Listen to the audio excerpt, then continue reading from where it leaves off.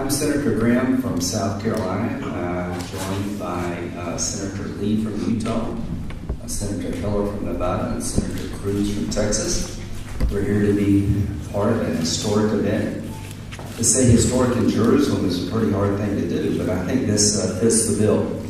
One, I want to congratulate President Trump and his team for actually making the decision to move our embassy from Tel Aviv to Jerusalem. Since 1995, it's been the policy of the United States to recognize Jerusalem as the capital of Israel. This is long overdue, and again, I want to congratulate Donald Trump. What does it mean? It gives certainty to a process that's been in play for a very long time. The Prime Minister of Israel said yesterday this would help the cause of peace. I concur. I cannot imagine a circumstance where a two-state solution exists between Israel and the Palestinians without Jerusalem being the capital of Israel. What does it mean for the region? It means that under Donald Trump, we're going to do the things we say we promised to do. We promised to get out of the Iranian agreement unless it was made better. It hasn't changed at all. As a matter of fact, since the agreement was enacted, everything on the Iranian part has gotten worse. They've taken the money to dismember the Mideast, build up their military component. They've captured American sailors on the high seas and humiliated them. They have test-fired missiles in violation of UN resolutions. Everything that was assumed about the deal has failed to come about. Those who entered into the deal had the best of intentions, but a lot of time, good intentions are what paves the way to war, not peace.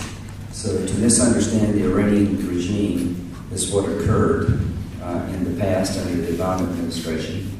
The idea that if we relieved sanctions and gave them money and treated them better, they would be a better neighbor and a better partner to the family of nations has failed to materialize. They've become an absolute nightmare for the Arabs in the state of Israel and eventually the United States. What does it mean to North Korea? It means that when Donald Trump says something, he means it. By recognizing Jerusalem as the capital during the campaign and making it happen within the first part of his presidency is a signal to everybody, including the North Koreans, that there's a new sheriff in town. What does it mean when he pulls out a bad nuclear agreement? That he's not going to enter into one that's bad. What does it mean when President Trump changes the rules of engagement regarding fighting ISIS? It means there's a new sheriff in town. I say without equivocation that this is a strong, bold move by the people of the United States, not just President Trump. As to the Palestinian community, I recognize Jerusalem as the capital of Israel without animosity. I support the two-state solution as envisioned for over a decade now is a secure Israel, the one and only Jewish state, coexisting with a Palestinian state where the Palestinian people can live with dignity. The Jewish nature of the state of Israel is an underpinning of the concept of the two-state solution. That means that the Palestinian community is entitled to its own state. The problem that I see in terms of a peace agreement is a divided Palestinian community. One part of the Palestinian community is governed by Hamas in Gaza. Israel left Hamas, and what did they get for it? 10,000 rockets. The Palestinian Authority has virtually no control over Gaza. Until the Palestinians can organize themselves under a single banner that recognizes the right of Israel to exist and will pursue peace, that will be the beginning of the peace process. We're not there yet. So we come here today as representatives of the United States Senate, showing our solidarity with the people of Israel, recognizing that Jerusalem is the capital of Israel, and their claim goes back thousands of years. If you have a problem with Jerusalem being the capital of Israel, I tell people in South Carolina somewhat jokingly, take it up with God, because that's where this all began. Senator Lee. On October 24th, 1841, an ancestor of my wife's, a man named Orson Hyde, an early official with the Church of Jesus Christ of Latter-day Saints, to which I belong, visited the Holy Land. He came to Jerusalem, and he climbed on top of the Mount of Olives, not too far from here, and said a prayer, channeling his inner Isaiah. He asked Almighty God to prepare Jerusalem for the return of the Jewish people to their ancestral homeland, a place that's been their homeland for some 3,000 years. It's therefore an honor for me to be here on this day when the United States finally recognizes what has long been the case, which is that Jerusalem is in fact Israel's capital. This has been this way for a long time, and depending on how long you want to measure it, it can go back decades or it can go back many millennia. It's an honor for me to be here. I want to thank President Trump for taking the courageous step to take, which is to move this embassy in a way that so many presidential candidates have promised in the past. And thereafter, upon becoming President of the United States, have changed their mind for one reason or another. I'm grateful to President Trump for the courage that he showed in deciding to move this embassy to its rightful home. Thank you. Thank you. I'm Dean Heller from the state of Nevada, great state of Nevada, which includes the city of Las Vegas. And I assure you that both my Jewish friends and my Christian friends are thrilled for today. I want to thank our delegation, and Lindsey, especially you, for your leadership as we move forward throughout today. Yesterday was Jerusalem Day, big day for everybody here in the state, and I'm hoping that the combination of Jerusalem Day with today will be one great celebration in the future, and I anticipate that will be the case. I will reiterate that except for President Trump, who wouldn't be here today, and for his leadership and his promises made and his promises kept during the last campaign, that brings us where we are today. Senator Cruz and I have been pushing the Jerusalem Embassy Recognition Act for the last 5 to 7 years together. And we have really worked together as a team, and I know the rest of the delegation agrees, with what we were trying to achieve. But in 1995, we made it the law of the land in Nevada that Jerusalem is the rightful capital for Israel. And today it keeps that promise. So I'm thrilled to be here, thrilled to have been part of this process. Again, I want to thank the Israeli people for their warm welcome, for the Prime Minister and for the President for doing what he did. Ted. Good morning. We are today witnessing history.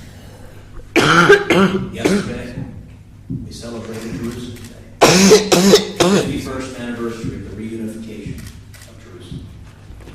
Today, we recognize the 70th anniversary of the creation of the modern state of Israel, a restoration of a nation and a people that had existed for 3 millennia. Jerusalem is and was and will remain the capital of Israel. For 70 years, the United States operated a fiction that did not recognize this capital.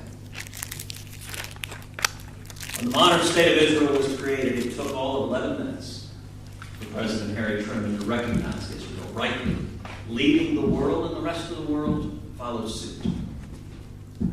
I believe that President Trump's decision, the right decision, to recognize Jerusalem as the capital of Israel, will go down in history as a decision of similar moment. A decision we're already seeing other countries follow, whether Guatemala or Paraguay, perhaps the Czech Republic, and I hope many others. And it is simply acknowledging reality. By any measure, Jerusalem is the capital of Israel. It's where we find the Knesset. It's where we find the Supreme Court. It's where we find the Prime Minister. It's where we find the holiest sites of Judaism. And it's where in the city of David we find archaeological remains demonstrating for 3 millennia the Jews have lived and worshipped here in Jerusalem. And I look forward to that continuing for many, many millennia to go.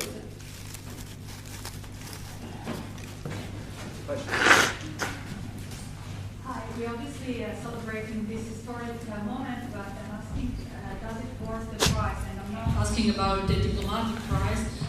think about, we should assume that this event may lead to the major demonstration in the West Bank and in Gaza Strip, and people may die from both sides, as it was.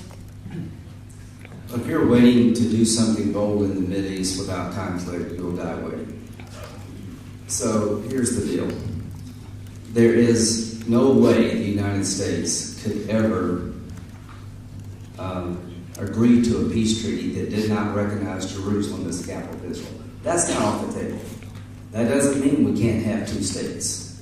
Doesn't mean that the East Jerusalem may one day be the capital of the Palestinian state. I don't know what the future holds, but I can tell you firmly for 20-something years, it's been the position of the United States that Jerusalem is the capital of Israel. They claim it to be their capital, as Ted says.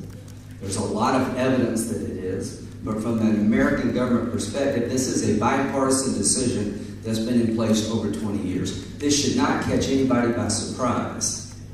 The only surprise is we've got a president who actually enacted the decision to move the embassy rather than just talk about it to the Palestinians. I work all the time with our Palestinian representatives in Washington to try to find a breakthrough. The Taylor Force Act came about because Taylor Forces, whose mom and dad lived in South Carolina, was a young man who served in Iraq and Afghanistan, who was studying in Israel and went to dinner one night and got stabbed to death by a terrorist. The man that stabbed him was received in Ramallah as a state hero. Under the Palestinian law, if you kill an Israeli or an American, your family gets a lifetime payment. If you go to jail in Israel as a terrorist, your family receives benefits and you occur rank within the Palestinian security forces. In other words, our Palestinian partner here seems to welcome death, pay for it, and we'll never have peace till that changes. So people can demonstrate, and I am sad anytime someone loses their life in whatever cause they follow. But we will not be deterred. To the Palestinian community, if you want a better partner in Israel and America, then you need to do better. It is hard for a representative of the United States to give money to an organization that takes the money you give and pays people to be terrorists. Let me follow up on that. You asked if it's worth the price. You know, we may well see violence today. We may see terrorists who choose to commit acts of murder today. But it is a total mistake. It is wrong to exonerate those murderers for the consequences of their actions, simply for speaking the truth. The truth is Jerusalem is the capital of Israel. America is recognizing that unquestionable truth. And it is not as if the terrorists need an excuse to commit acts of violence and murder. Iran, before America recognized Jerusalem as the capital of Israel, the Ayatollah Khamenei led chants of death to America and death to Israel. Their commitment to genocidal murder is not one iota different today than it was yesterday, than it was a year or 10 or 30 years ago. Now, Iranian proxies like Hezbollah, like Hamas, they may choose to lash out, to strike out, to incite acts of murder. All of us pray that doesn't happen, but if it happens, the fault for that should be clear. The blood is on the hands of the murderers who care so little for human life. You know, Prime Minister Netanyahu powerfully described the difference between the terrorists and brave IDF soldiers who are protecting innocent lives. As the Prime Minister says, we use our missiles to defend our citizens. They use their citizens to defend their missiles, as we've seen Hamas putting missiles in the basement of kindergartens to use young children as human shields. I joined with Senator Kirsten Gillibrand in the United States Senate in passing a resolution through both houses of Congress that condemned the use of human shields as a war crime. And you also ask, is it worth the price? You know, I'll say within the Trump administration, there was a vigorous debate about whether and when to move the embassy. Those that argued for delaying the move, they said that this move would slow down the path to peace. And I can tell you the case that I made was exactly the contrary. There are many impediments to peace. I don't believe the nation of Israel is one of them. I think Israel is more than ready for peace. It is Israeli babies who are dying in terrorist attacks. The impediment to peace is Palestinian leadership that refuses to recognize Israel's right to exist as a Jewish state and that continues to embrace and celebrate terrorism. But the case I made to the President and the administration is whatever chance there may be for peace, I believe that chance will be furthered, it will be heightened if and when we move the embassy. Why is that? Well, we can expect the result. Upon announcing the recognition of Jerusalem as the capital and the move of the embassy, we can expect our Arab allies in the region to denounce it. They have to, for local political reasons and political pressure, they likely feel they have to denounce it. But it is my belief that the Egyptians and the Saudis and the Jordanians secretly will be deeply relieved and have been deeply relieved. Why? Because they will say a president and a United States government strong enough to stand up to the international criticism in moving our embassy and recognizing the capital of Jerusalem is also a president and administration strong enough to pull out from the disastrous Iranian nuclear deal, which is the single greatest national security threat to Israel, it's the greatest national security threat to America, and it's the greatest national security threat to this reason. By moving the embassy, America makes clear that we stand by our friends and simultaneously that we are willing to stand up to our enemies. I'm curious if you believe that moving the embassy is also in the security interests of the United States, and is this move at all practical or is it purely symbolic? Well, from the security interests of the United States is best achieved when a partner like Israel is better protected.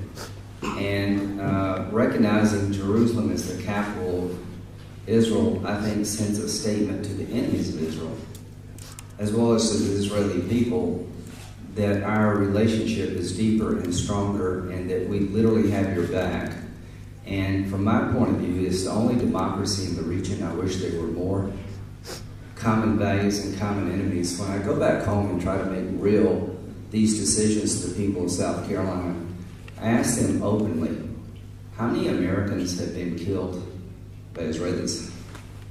How many times does the government in Israel openly condemn the American people and call for our extinction? In Israel, you elect your leaders. The rule of law replaces the rule of gun. They have said Jerusalem is the capital of the one and only Jewish state for 70 years. Since 1995, Congress has echoed that same sentiment. President Trump has decided to act on it. Is this a security decision? Yes. Because in a time of great turmoil and doubt, where the region is fracturing in many fissures, this is a certain statement that I think will give the region more certainty about who America is.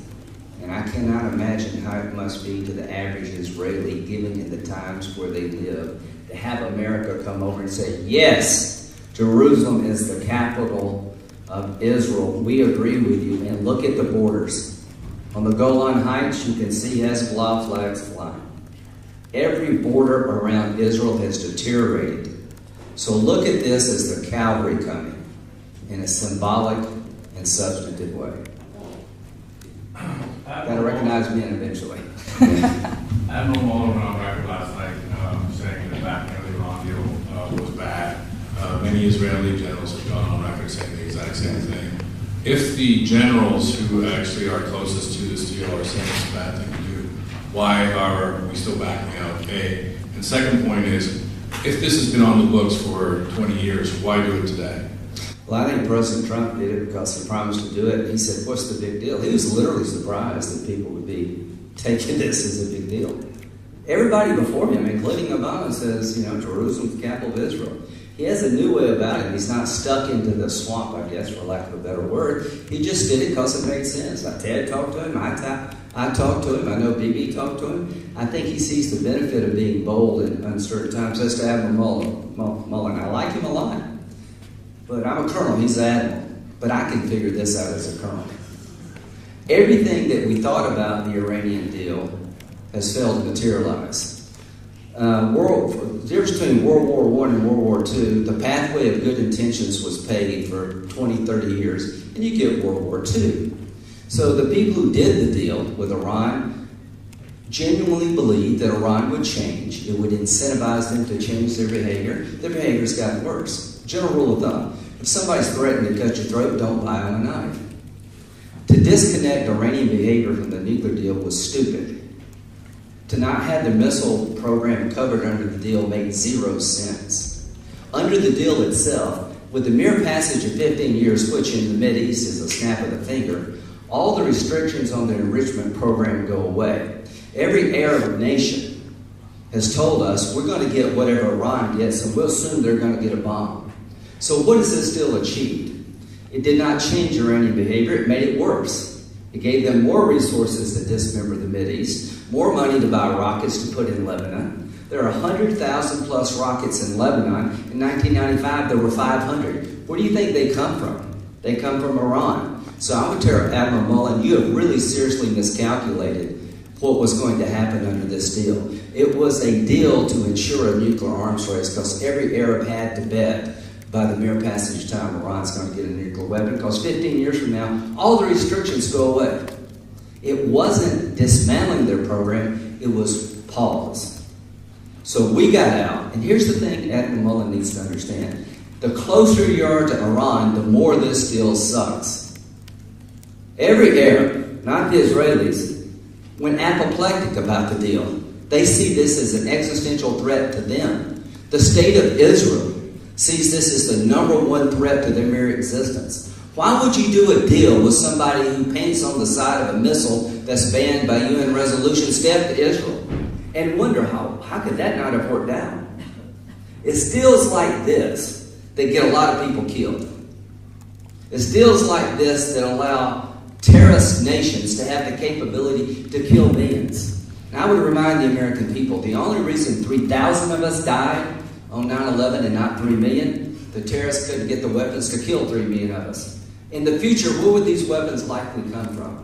Nation states like North Korea, who sold everything they've ever developed, and a radical regime in Iran that has a religious agenda.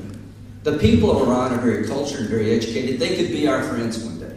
But the Ayatollah on the date of the deal tweeted, Allah willing, 25 years from now, the Zionist state will not exist. So Admiral Mullen, with all due respect, getting out of this deal gives the Middle East some hope to get a better deal. Staying in this deal ensures a nuclear arms race in a place you don't want one. I can add to that. There is an important reason why the U.S. Constitution does not vest unilateral power to our chief executive to enter into a treaty.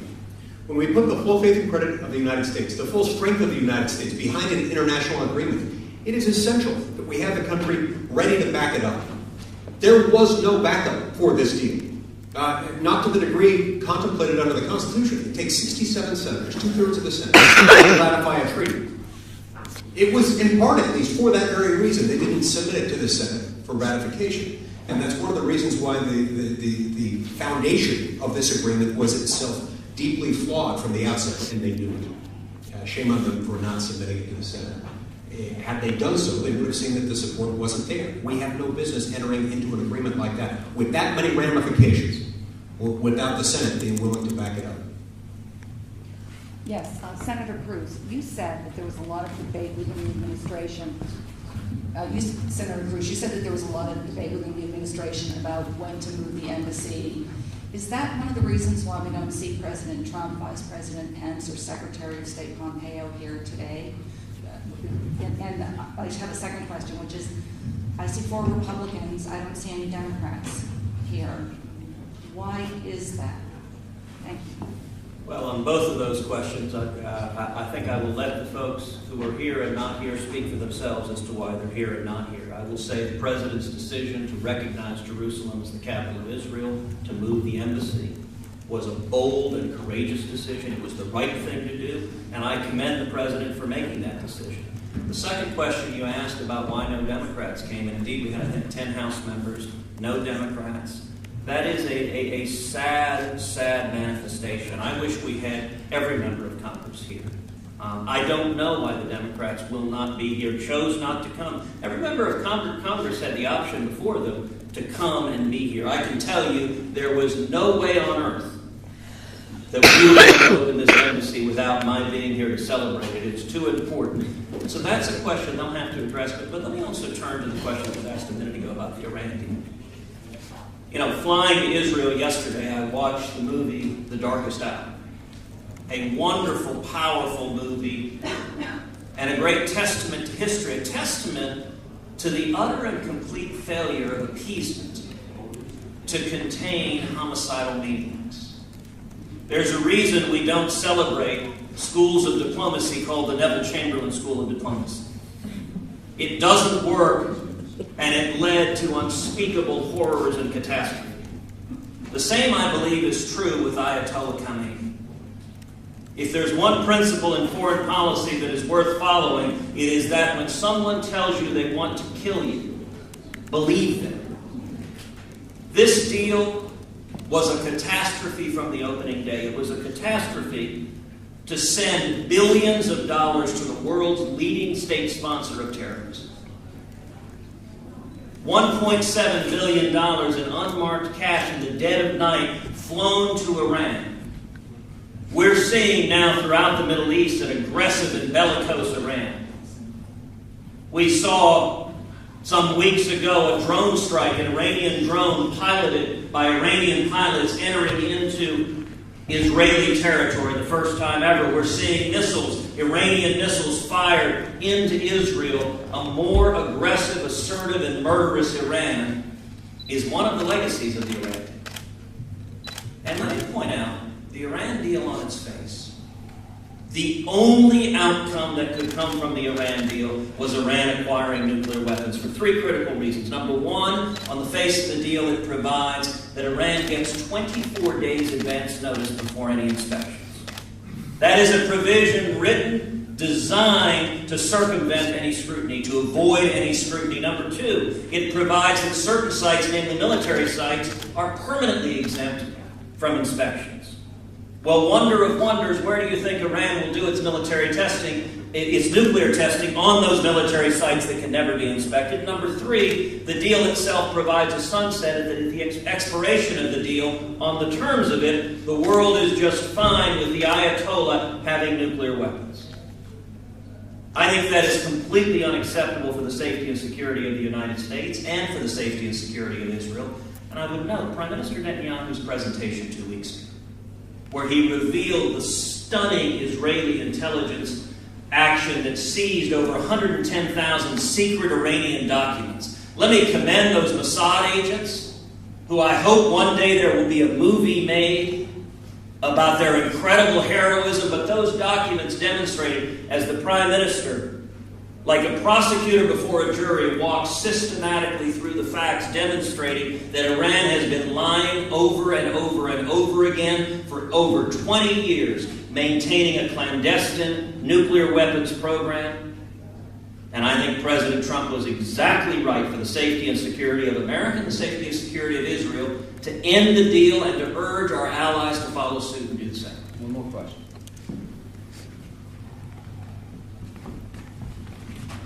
I want to follow up on the question. Do you think that Democrats were invited by the embassy to attend this event?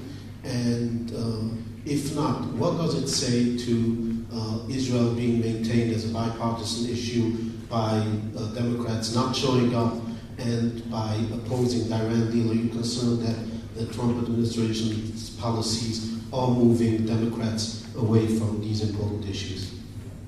Well, I personally invited some Democrats to come, and this is a day of celebration, so let's sort of keep an upbeat point here. Almost every Democrat voted for the resolution in 1995. I think there were 6 no votes. So, how many? 2. Joe knows everything because he's old. So, I don't know how many no votes there were. Joe says 2. That's good for me. This has been the policy on the stump forever. Every campaign fundraiser that's given by the pro-Israel community, every member of the Senate and the House who cares about these issues, and if you didn't care, then you probably wouldn't have an event, says Jerusalem is the capital of Israel. So it's been bipartisan statement. Now the day is here, and there's a handful of Republicans. I would just assume that the Republicans who did come had conflicts. But I am disappointed that not one Democrat came. Now, what does that say? It's not for me to tell you what that says. It hurts me. As I work across the aisle on a regular basis, I think it was a mistake because there's too much going on in this region to send mixed signals. If just one had come, it would have been a different signal. And let me make one point. You asked about who was invited, and that misunderstands the process by which members of Congress travel. None of us were invited. This trip started 2 weeks ago, walking down the Senate hallway, when I turned to Lindsey and said, hey, in 2 weeks, we're moving the embassy. Why don't we go to Jerusalem and go there together? Lindsey said, fantastic idea. He and I have worked together very closely on legislation supporting Israel. Lindsey said, great idea, let's do it. We put together a trip. And Dean and Mike both said, I want to be there.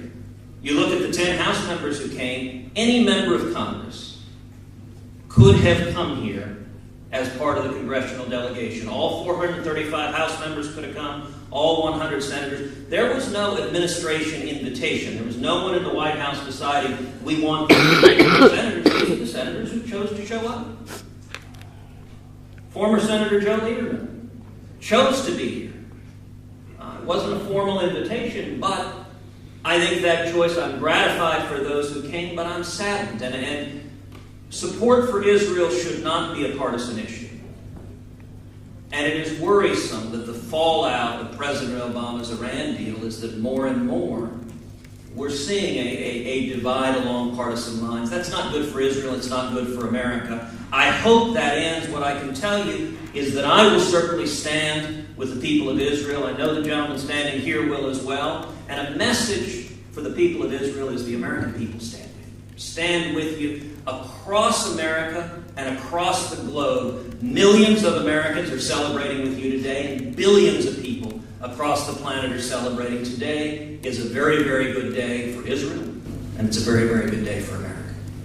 First of all, none of us have been invited to Singapore either, so we'll see what happens. Having said that, let's try to sum this up, because I know Lindsey called for the last question on this, but today's a great day. Today's a great day, and I think the summation of all the questions that we've been asked today is whether or not this is worth it. Is today worth it? And I would confess to all of you, all of us standing up here would tell you that absolutely it is. Whether or not there's conflict afterwards, every great country, and Israel is a great country, recognizes that in order for them to make the necessary moves of being recognized, of becoming a great country, conflicts are going to occur. And we did that in our own country prior to 1776. Our founding fathers knew that for us to be recognized and for us to become a great country, conflict probably was going to occur. Not that anybody wanted it. Your defense minister does not want conflict. Your prime minister does not want conflict. But in order to move this country forward, to recognize the embassy in Jerusalem, to recognize Jerusalem to be the capital of Israel, that there are going to be some consequences, and hopefully we can avoid them. But today's a great day. I am thrilled to be here with my colleagues. Wish there were more. But having said that, I look forward to the remainder of this day and to be able to celebrate with all of you, all the Israeli people, as we recognize Jerusalem and move this embassy to Jerusalem. Thank you all.